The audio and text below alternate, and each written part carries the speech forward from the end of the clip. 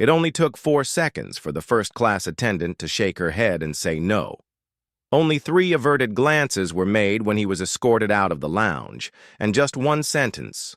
"Sorry, this car is reserved for premium passengers." No one asked his name. No one checked his ticket. And no one knew that the man they just turned away wasn't just a passenger. He was the one behind the very system they were using to judge him. He didn't get angry. He didn't raise his voice. He simply pulled out his phone and typed a single command. From that moment on, an entire empire began to crack. This isn't a revenge story. This is a story about justice, rewired from the inside, about a man rejected for the color of his skin, and how, when he finally stood up, no one else could remain seated. Are you ready to witness a system that seemed untouchable get shut down by nothing but the truth? The glass doors slid open silently as Elijah Moore stepped into the luxury terminal of Union Grand, the national high-speed rail station. His charcoal gray suit fit like a second skin. In one hand, he carried a minimalist leather briefcase. His gaze was calm but unmistakably focused. No one there knew that this man had once been hailed by Forbes magazine as the mind behind America's smart logistics system. All they saw was a black man, appearing a little too quietly in a space where many still believed power had a skin tone. 1 glance, then 2, then several fleeting but judging looks. At the Royal Lounge check-in counter, a middle-aged woman with tightly curled blonde hair looked at him as if he'd walked into the wrong door. Meredith Clark, her name etched in gold on the badge pinned to her chest, narrowed her eyes. The polite smile on her face vanished like it had never existed. "I'm sorry, sir," she said, just loud enough for everyone to hear, but soft enough to seem professional. "This area is reserved for royal-class passengers only." Elijah gently placed his e-ticket and membership card on the counter. "I know," he replied, voice deep and composed. "I booked this 2 weeks ago. Car A1, seat 1A. Meredith didn't pick up the ticket right away. She just stared at Elijah intently, a look far too familiar to people like him." Nearby passengers began to notice. A white man in a red polo shirt holding a finance magazine smirked, then leaned over to whisper to his companion, "Probably in the wrong place. Economy's that way." Soft laughter followed. No one said a word to correct him. Elijah's expression remained unchanged. He didn't lower his head, didn't argue, didn't show even a flicker of offense. But something had changed. Not in him, in the system. A small movement. His left hand touched his wireless earpiece. In a tone barely audible, he whispered, "Raven, activate observation protocol." No one noticed. They probably thought he was just on a call.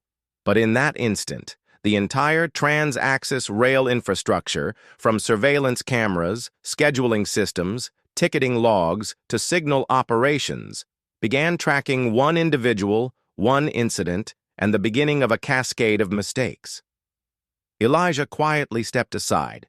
His eyes glanced through the glass wall where Royal Lounge passengers sipped espresso and read newspapers. There was no anger in that look, only the composed gaze of a man far too used to doors that open just to say no. 12 seconds. That's how long it took them to decide he wasn't worthy. They had no idea. He was the one who designed the very system they were using to judge him. If you walked into a train terminal and asked, "Who built the automated passenger screening system? Who invented the platform that links all federal high-speed rail lines?" No one would say the name Elijah Moore. He doesn't run ads. He doesn't go on television. He doesn't show up at flashy tech summits. And yet, people live in a world he quietly designed. Elijah Moore is the founder of Phoenix Capital, a logistics and data governance conglomerate behind Obsidian Grid, the invisible framework powering nearly 70% of the high-speed transportation network across the United States. He doesn't own trains. He owns the movement. He doesn't need to appear as a general. He only needs to press a button, and an entire continent adjusts its schedule. But on that day, Meredith Clark saw only a black man stepping into a luxury zone. She didn't see a man once invited to speak at the United Nations. She didn't see the orphan boy who once spent 10 hours a day in a public library learning to code. She certainly didn't see the person who spent 18 years building the very system she stood in. All she saw was skin. After being politely escorted out in a way that reeked of humiliation, Elijah walked slowly down the terminal hallway. Every step was steady, deliberate, like a rhythm forged from childhood, the rhythm of walking through places you were told you didn't belong. His phone buzzed. A message from Maya Sinclair, Global Director of Security at Phoenix Capital. Raven has locked in. All cameras and mics in Royal Lounge under active review. 4 staff members, 2 passengers, and 1 synchronized judgment event recorded. Elijah didn't reply. He didn't need to. From a distance, a young intern in a Transaxis rail uniform froze in place. Tyrese Carter, a third-year data tech student doing his summer internship at the terminal, couldn't believe his eyes. The man who had just been humiliated in front of dozens of onlookers, it was Elijah Moore, the very man who had inspired his senior thesis, the same one who once said during a private talk at Howard University, "Don't be afraid when they don't recognize you.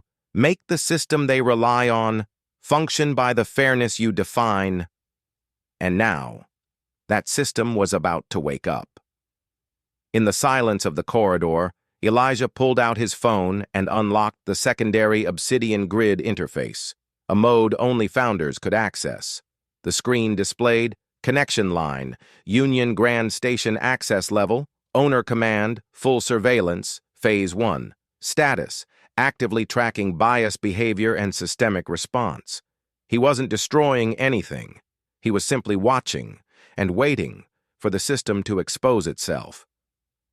The corridor leading to the royal boarding zone gleamed under ceiling lights, lined with premium charcoal gray carpeting and LED screens displaying real-time schedules. A world reserved for the right kind of people. And Elijah Moore, despite holding a royal-class ticket, despite possessing a platinum-tier membership card, despite being the very man who built the platform that powers those LED displays, was not seen as one of them. As he approached the boarding checkpoint, a young staff member named Ryan stood at the gate. He smiled professionally, nodding with appropriate courtesy. "Good afternoon, sir. May I see your ticket and ID, please?" Elijah nodded, presenting his card. Everything was proceeding normally, until Meredith Clark appeared, suddenly, breathlessly, as if she had rushed over from the reception desk. "I'll handle this one, Ryan," she said. "You can return to the counter." Ryan looked momentarily confused. "But I said I'll take responsibility," Meredith interrupted, her tone firm. Elijah remained still, silent. He knew exactly what was happening. He had just stepped into the deepest layer of a test he'd faced many times before. But perhaps this time, it would be the last for a system allowed to run unchecked. Meredith took his ticket and ID, turning them over, scrutinizing each side like she was hunting for counterfeit details. "Your royal ticket. Doesn't look quite valid," she muttered, loud enough for those nearby to hear. Elijah tilted his head slightly. "In what way is it invalid, ma'am?" Meredith met his eyes. Hers were cold. "This class is usually reserved for frequent premium travelers, and I'll need to verify whether you're really the account holder, or if someone else might have purchased this on your behalf." Around them, a few passengers slowed to watch. A white man in a camel hair coat chuckled. Maybe he found the ticket on the floor. Or maybe his company bought it without knowing how premium class works. The words struck like a match. No one spoke up for Elijah, not a single person. Only the all-too-familiar stares remained, judging, framing him in silence. You don't belong here. Elijah took a deep breath and calmly pulled out a small object from his wallet, a sleek obsidian black card, a hyper-premium credit card reserved exclusively for financial market powerhouses. Would this help verify? He asked, voice calm but not cold. Meredith paused for half a second, then answered with a thin smile. Anyone can fake something like that nowadays. I'm going to have to call security. In that moment, Elijah said nothing. No protest, no pushback, no anger. He simply stepped back, his gaze no longer fixed on Meredith, but instead, through the glass, at the high-speed train idling in silence, swift, powerful, relentless, just like him. But no matter how powerful he was, to them, he was still just a passenger under suspicion. From across the waiting area, Tyrese Carter was still standing there. His hand clenched his phone tightly, secretly recording the entire exchange. His face was tense, furious, and stunned. They just kicked Elijah Moore out of the very system he built, with his code, his blood, and a childhood no one cared about.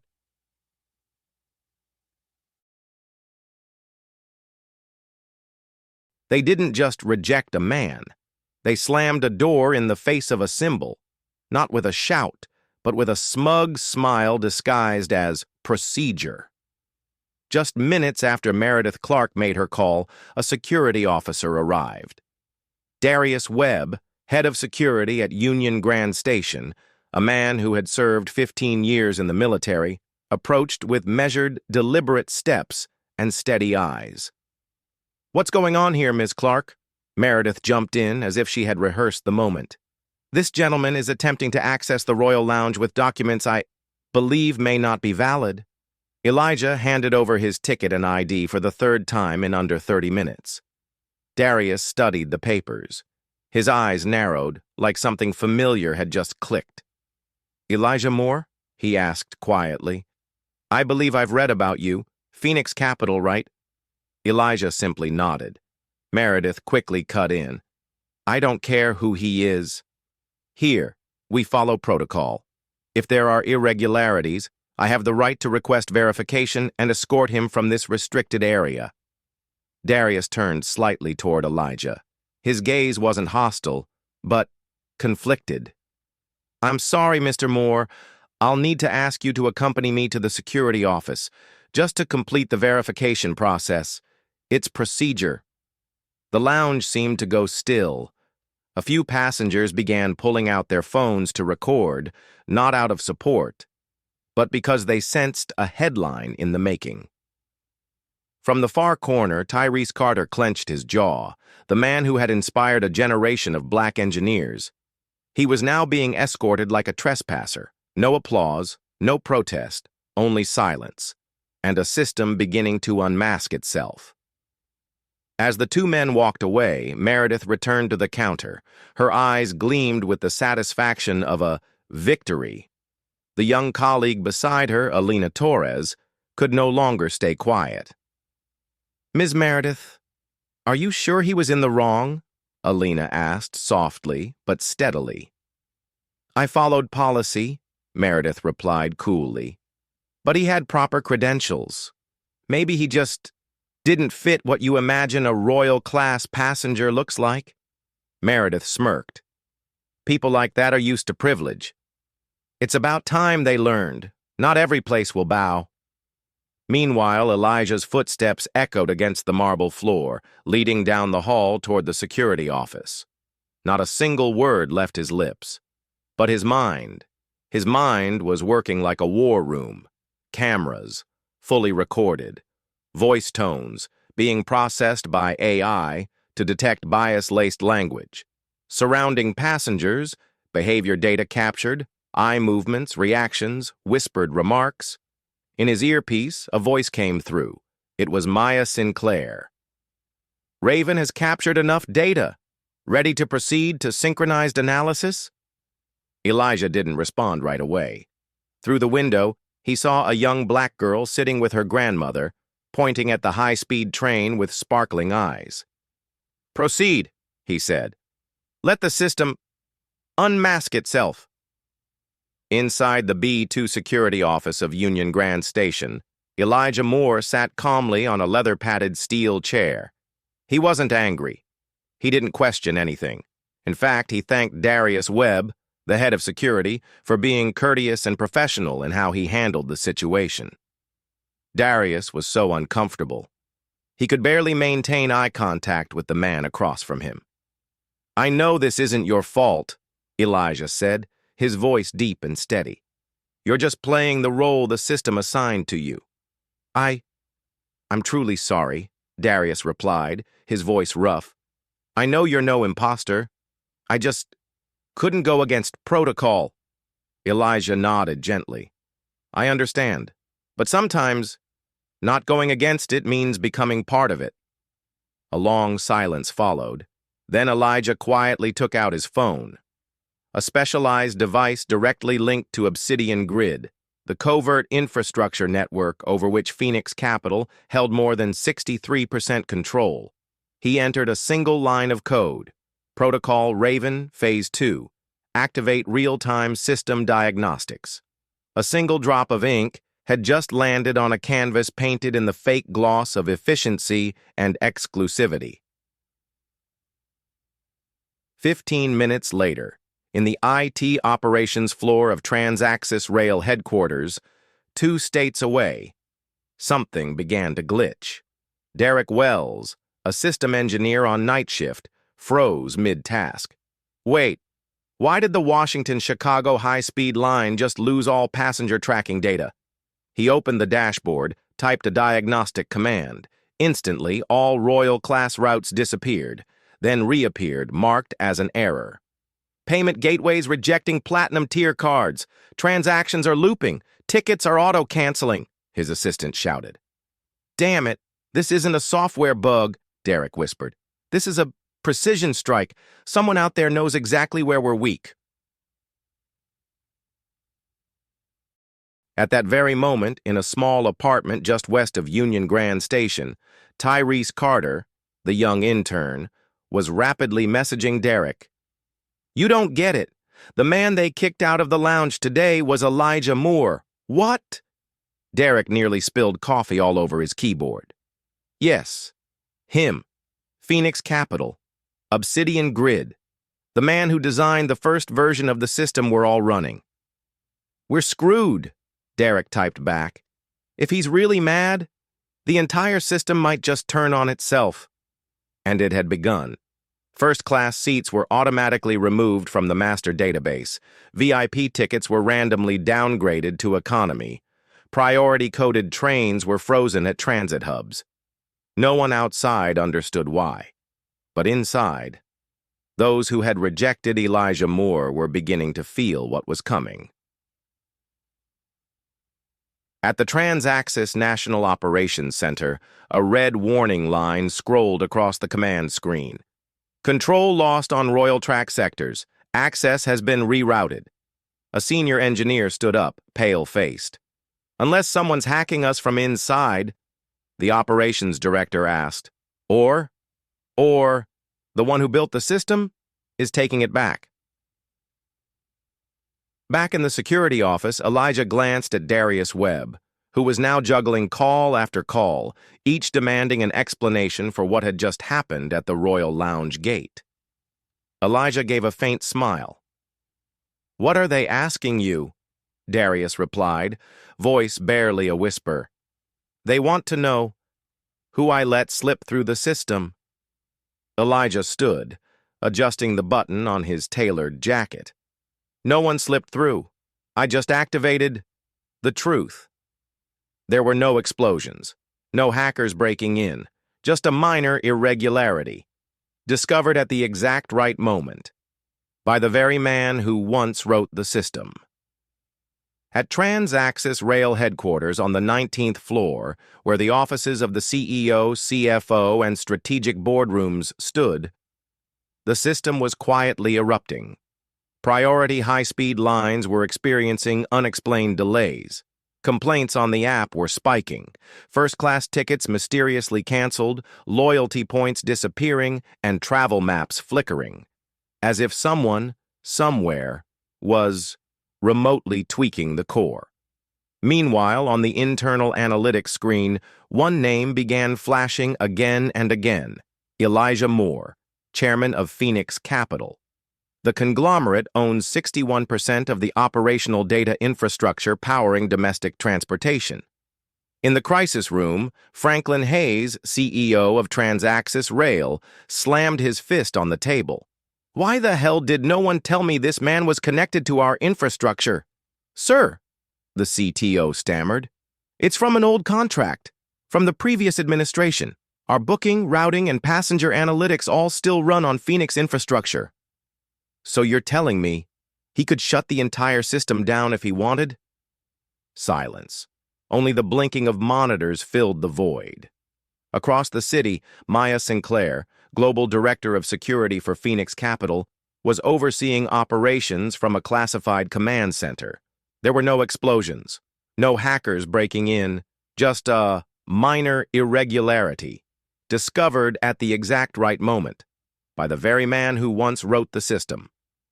At Transaxis Rail headquarters on the 19th floor, where the offices of the CEO, CFO, and strategic boardrooms stood, the system was quietly erupting. Priority high-speed lines were experiencing unexplained delays. Complaints on the app were spiking. First-class tickets mysteriously canceled, loyalty points disappearing, and travel maps flickering, as if someone, somewhere, was remotely tweaking the core.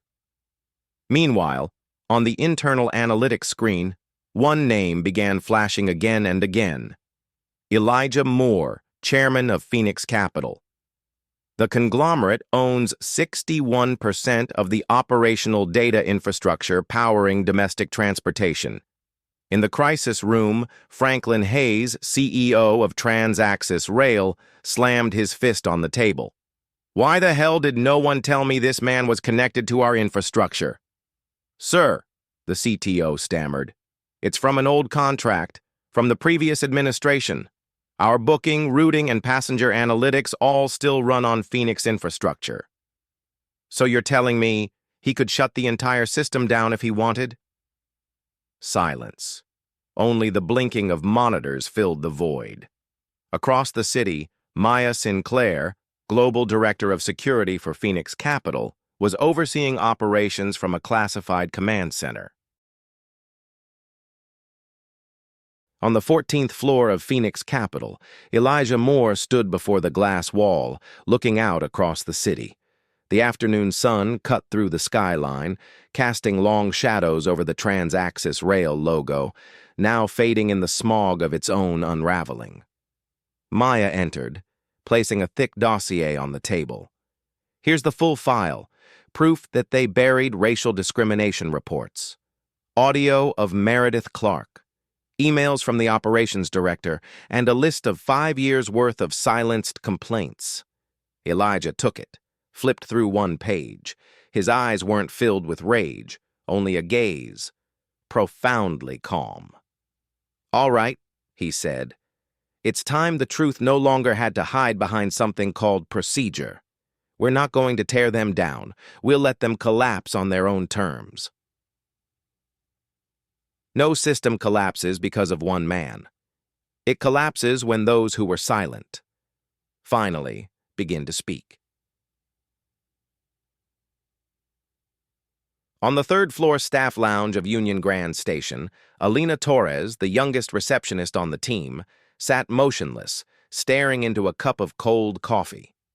Around her, co-workers chatted excitedly about that VIP passenger who was escorted out earlier that morning, but none of them knew exactly why. They only mentioned the name Elijah Moore, like it was a foreign concept, even though every one of them worked daily on the very system he had designed. Alina quietly pulled out her phone. She opened a video she had secretly recorded. Meredith Clark barred Elijah from entering the Royal Lounge. Her suspicious glare, the cutting tone in her voice, and the smug laughter of nearby passengers, as if watching a first-class comedy on a second-class stage. No one intervened. No one said, "Let's just double-check his documents." That evening, in a small apartment, Alina called her mother, a Latina nurse who had worked night shifts for years to put her through school. "Mom," she whispered, eyes welling with tears. "I saw a man get humiliated, treated like he didn't have the right to exist, and I did nothing." Her mother responded with just one sentence. "You can't rewind time, mija, but you can choose not to stay silent anymore." The next morning, Alina walked into the internal HR office and filed a formal complaint. She attached the full video she had recorded. "I didn't know who he was at the time," she said, "but I know. How we treated him was wrong." The HR officer raised an eyebrow. "You realize this could impact your career, right?" Alina nodded. Around her, co-workers chatted excitedly about that VIP passenger who was escorted out earlier that morning, but none of them knew exactly why. They only mentioned the name Elijah Moore, like it was a foreign concept, even though every one of them worked daily on the very system he had designed. Alina quietly pulled out her phone. She opened a video she had secretly recorded. Meredith Clark barred Elijah from entering the Royal Lounge. Her suspicious glare, the cutting tone in her voice, and the smug laughter of nearby passengers, as if watching a first-class comedy on a second-class stage. No one intervened. No one said, "Let's just double-check his documents." That evening, in a small apartment, Alina called her mother, a Latina nurse who had worked night shifts for years to put her through school. "Mom," she whispered, eyes welling with tears. "I saw a man get humiliated, treated like he didn't have the right to exist. And I did nothing." Her mother responded with just one sentence. "You can't rewind time, mija, but you can choose not to stay silent anymore." The next morning, Alina walked into the internal HR office and filed a formal complaint. She attached the full video she had recorded. "I didn't know who he was at the time," she said, "but I know. How we treated him was wrong." The HR officer raised an eyebrow. "You realize this could impact your career, right?" Alina nodded. "I've been silent long enough. It's time I stood with the truth." Maya smiled and sent one quiet message to Elijah Moore. "The quiet ones are stepping out of the shadows. You've sparked a resistance, not with rage, but with conscience. The higher people rise, the more they believe they're immune to the truth, until the clouds of power they stand on begin to crack beneath them." At the headquarters of Transaxis Rail, a 36-story glass tower in the heart of the financial district, the air had never felt heavier than it did this morning. The boardroom doors slammed shut behind 8 senior executives. Every eye turned to Franklin Hayes, CEO and chairman of the board. At the head of the table, the emergency report lit up the massive screen. 27,000 customer complaints in just 18 hours. 4 premium Royal-class high-speed lines halted. 8 media outlets investigating systemic discrimination. Franklin remained still. One finger swirled the amber in his neat glass of whiskey. His eyes stared through the numbers like they were just background noise. "We've faced bigger crises before. This is just another overblown media wave. We keep quiet for a few days, then drop a template apology statement and move on." Teresa Chen, head of communications, swallowed hard. "I don't think it's that simple this time, sir. The man humiliated was Elijah Moore. And he's not just anyone. He's a showboating tech guy," Franklin cut her off. "People like him always think the world owes them something." Martin Keyes, the CFO, spoke softly, but with precision. "Franklin, I suggest caution this time. Elijah isn't just the CEO of Phoenix Capital. His company controls the operational infrastructure we're using." The room fell silent. Franklin paused half a beat, then gave a dry chuckle. "We hired them. We pay them. Don't talk like he's the only one with power." Teresa sighed. "The issue is, We never read the fine print. They didn't sell us software. They leased us a system with active oversight privileges, and he just triggered Raven." Franklin set his glass down. For the first time in the entire meeting, he said nothing for over 30 seconds. He knew, and he knew Elijah had been planning this for a long time. "Fine," he growled. "Then we play it his way." He turned toward the man seated quietly in the corner, a figure in a black tailored suit, eyes sharp as ice. Dominic Ward, known in government circles as the Cleaner. "You know what to do," Franklin said. "I don't want an apology. I want a weakness. Dig up everything. Lawsuits, past scandals, bitter ex-employees, bring it all out." Dominic nodded. "I'll keep his hands full, dodging the media instead of directing it." After the meeting adjourned, as everyone filed out, Teresa lingered.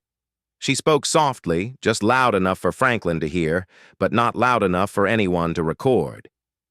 "You're playing chess with a man who wrote the algorithm for the table you're sitting at. Elijah doesn't need revenge. The system will collapse under the weight of the truth you keep denying." Franklin smirked. He stood, adjusting the collar of his suit. "Every system has holes. The only thing that matters is who tells the story first." What he didn't know was Elijah had already begun telling the story, long before they even realized they were the villains. It wasn't a punch. It wasn't a bold declaration. Just a single look, and an entire corporation began to tremble. At Transaxis Rail's data center, for the first time in its history, the entire booking system, from economy to VIP, was frozen for 47 consecutive minutes. No cyber attack, no power failure. It stopped because the system itself refused to proceed. A systems engineer gasped. Someone initiated a root-level access verification, and the entire network is waiting for an answer from itself. Meanwhile, at Phoenix Capital's headquarters, Elijah Moore walked into a sealed strategy room. Waiting inside were legal advisors, investigative journalists, federal agency reps, and Phoenix's core strategic council. Laid out across the table was a thick dossier titled "The Transaxis Culture, a System of Discrimination, Concealment, and Transactions Built on Broken Trust." Inside, 12 emails from mid-level managers urging staff to double-check passengers who don't look the part. Internal reports labeling high-risk customers based solely on portrait photos. A video file. Footage of Meredith Clark involved in multiple incidents with Black, Asian, and Latino passengers. Elijah didn't read the contents. He had memorized every word. He simply placed his hand over the folder, then looked directly into the live stream camera, broadcasting to 7 national news networks. "I don't need to explain what you've already seen. We all know. This isn't the first time. It's just the first time. The system couldn't erase the evidence." Back at Union Grand Station, where it all began, Tyrese Carter stood silently in the Grand Hall, facing the Royal Boarding Gate, the same door that once slammed shut in Elijah's face. Now, it is open on its own. No one blocked it. Tyrese turned on his livestream camera and spoke. 6 days ago, I watched a man get thrown out of the very system he built. Today, I stand here to say no one deserves to be denied dignity just because the system isn't used to the color of their skin. At Transaxis HQ, Franklin Hayes was losing control. Breaking headlines rolled in one after another. Breaking. Evidence reveals Transaxis Rail used unofficial profiling to control non-preferred passengers. Elijah Moore appears at a joint press conference with the Federal Human Rights Commission. Transaxis stock plummets 23% in just 4 hours. Worse, the internal walls began to collapse. Alina Torres, the receptionist, agreed to testify as a witness before the Ethics Committee. Darius Webb, head of security, released full surveillance archives, including the moment Meredith Clark received covert instructions from her superiors. But the most devastating blow for Franklin came from Meredith Clark herself. In a leaked internal email, she wrote, "I didn't invent this discrimination. I was following what senior leadership has quietly encouraged for over a decade.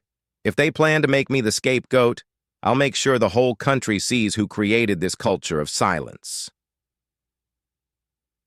In Phoenix Capital's war room, a staffer handed Elijah a tablet. On it, a new message appeared, from Dominic Ward. Subject, counterstrike failed. Media narrative reversed. Assets withdrawing. Elijah read it. He didn't smile. He simply said quietly, "Truth doesn't have to shout. It just needs to stand still and let the system stare at its reflection. Every system believes it is eternal, until those within it ask the one question it was never built to answer. Why did we stay silent for so long?"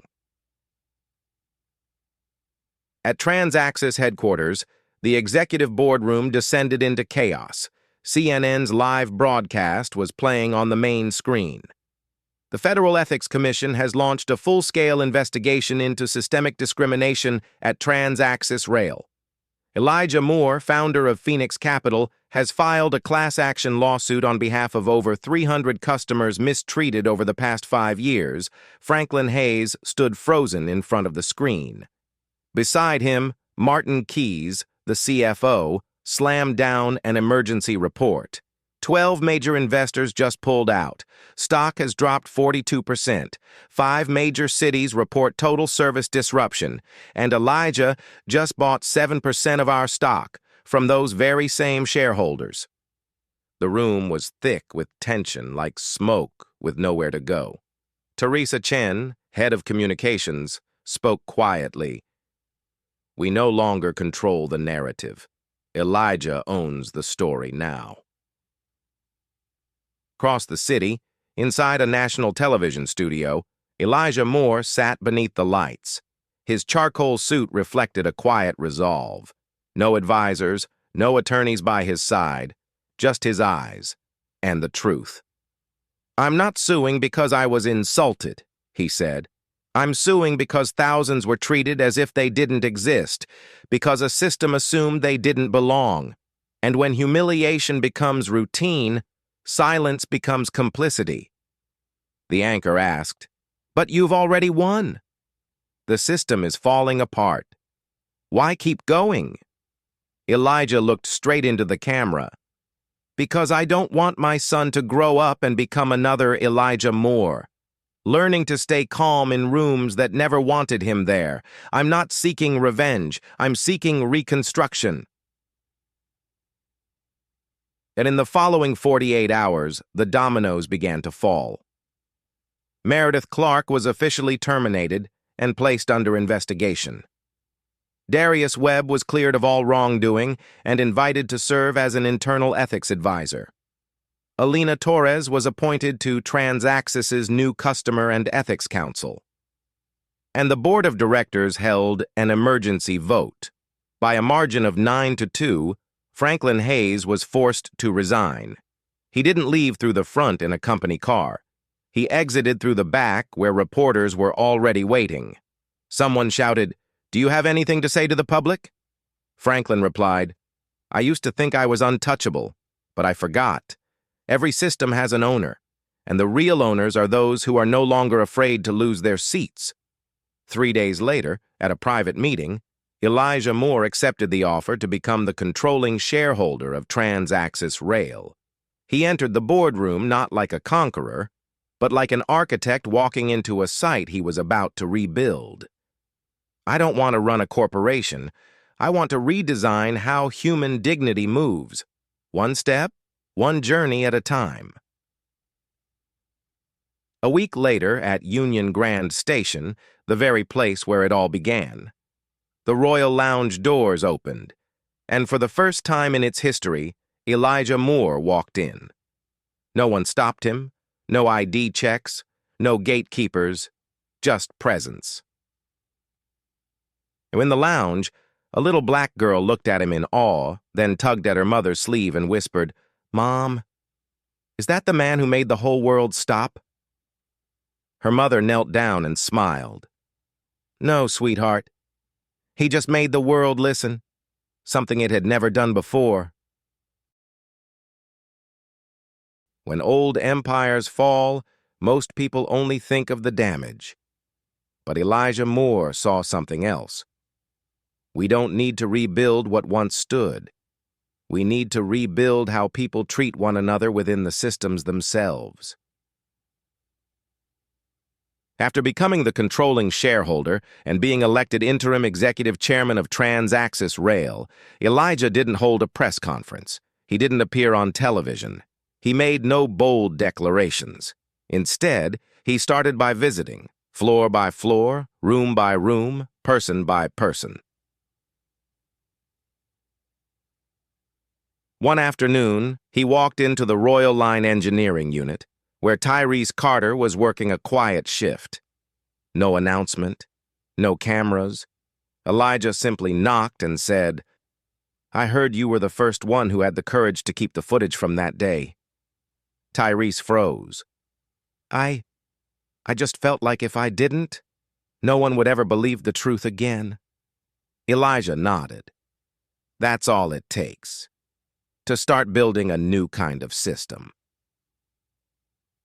Within a month, under Elijah's leadership and the restructuring team, all previously ignored internal complaints were reopened for investigation.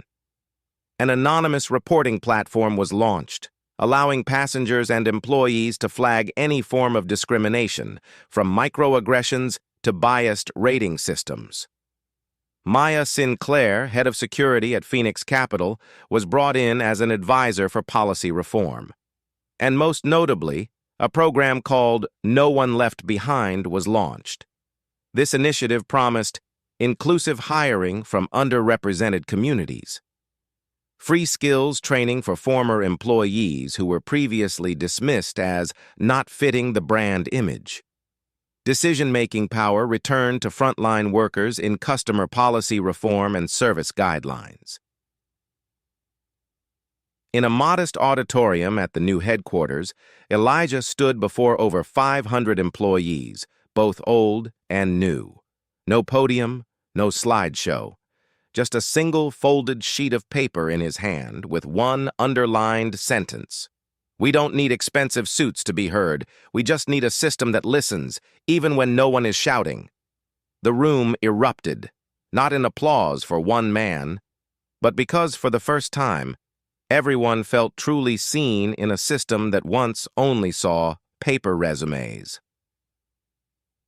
Darius Webb was brought back as Director of Human Safety, where he introduced the Pause Over Expulsion policy.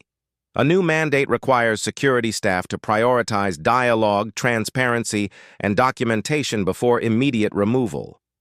Alina Torres became Director of Customer Emotional Experience, a brand new role Elijah personally envisioned, designed to ensure people are treated with dignity, not just within the rules.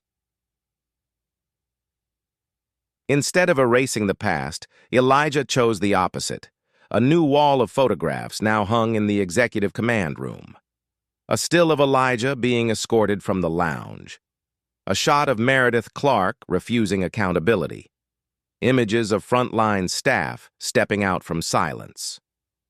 And at the end, a photo of Elijah shaking hands with Tyrese inside the control room. Below each frame, a bronze plaque reads, "Every system will be remembered not for how many rules it had, but for whose side it stood on when rules became an excuse to shut people out." Not a declaration, not a grand ceremony, just a train leaving on time, with every passenger called by their true name, with dignity. Early morning, Union Grand Station. Sunlight filtered through the curved glass facade of the newly renovated terminal. Everything looked the same. But the atmosphere was unmistakably different. A special train named the Phoenix Line stood waiting. The name wasn't chosen to honor Elijah, but to remind us all, from the ashes, Something better can rise, if we're brave enough to face what burned. Elijah Moore stepped onto the first car. No bodyguards, no cameras, just a long charcoal coat, a leather briefcase, and an old, worn notebook. He sat in seat 1A, the very seat he was once told he didn't deserve. A little girl walked by with her mother, glanced back at Elijah, and whispered, "Mom, is that the man they talk about on the news?" Her mother leaned down and replied softly, "He's the one who showed the world.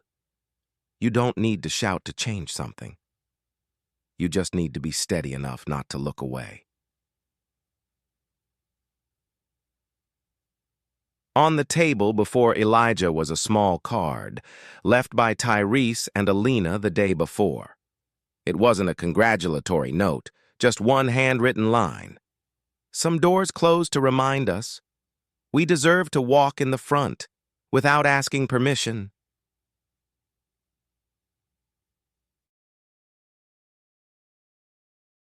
The train began to move. As it glided out of the station, sunlight cast a soft glow across Elijah's face. He opened his old notebook, the same one he had filled as a child in the orphanage, with sketches and equations of systems no one believed he'd ever build. On the final page, he wrote one more line. "It's time to turn algorithms into action, to turn silence into voice, not for revenge, but for healing." At the back of the car, a digital sign lit up for the first time in the new Phoenix system. "Welcome aboard. You belong here." And beyond the windows, beneath a sky no longer choked with smoke from the old world, lay a new path, where those once forgotten, they were finally called by name. This isn't just Elijah Moore's story. Not just a moment of being rejected from a first-class train car. Not just a corporation that collapsed from one wrong decision. It's the story of all of us. Those who were once overlooked, misjudged, pushed out of spaces where we should have belonged, simply because we didn't look like someone important. It's the story of those who stayed silent out of fear. But one day, I chose to speak up, because silence was no longer an option. It's the story of people once labeled as not a good fit, who ended up rewriting the definition of what it means to belong. What about you? Have you ever been underestimated because of how you look, where you come from, or what you've been through? Have you ever witnessed someone being treated unfairly and wondered, should I have spoken up? Tell your story in the comments, because maybe, just maybe, your words will give courage to someone who needs it most today. And if you believe that justice isn't a gift for the few, but a basic right for all of us, like, share, and subscribe to this channel, for stories that are true, that move hearts, and that can shake the very foundations of the systems we live in. Because sometimes, a single glance, a single voice, a single quiet step toward the truth is enough to make an empire bow.